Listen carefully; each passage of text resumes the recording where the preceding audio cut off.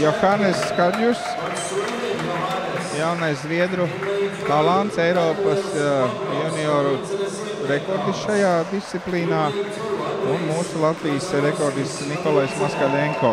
No rīta kungi peldēja ļoti līdzīgi, Zviedrs bija 3/10 ātrāks. Nu, šeit normatīvs startam uz pasaules čempionātu Kazaņā 100 metros brasā vīriešiem ir jāpeld 1 minūte un 1 sekunde. Uzmanību startam A fināls. Būs ļoti, ļoti interesanti.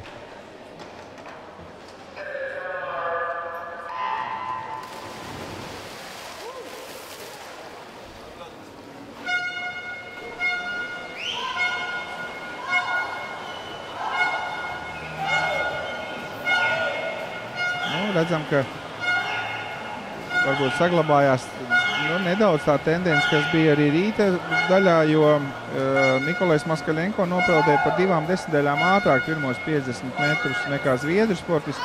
Šoreiz Zviedru sportists ļoti līdzīgi. 29-13, 29-18 tas ir par dažām sekundes simtdaļām sādāk. Un Zviedru sportists līderis Nikolais pieķēries, viņam ir klāt, sajūtās un nepadodās un sāk noķert. Nu, šis būs ļoti interesants finišs. Un mēs skatāmies, Nikolais sāk apdzīt un pēdējā kamerā mēs redzēsim šeit.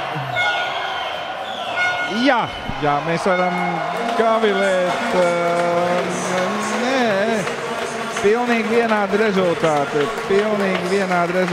Dalīta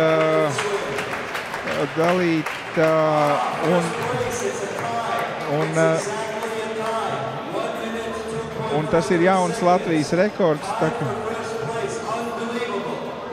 Tas ir jauns Latvijas rekords.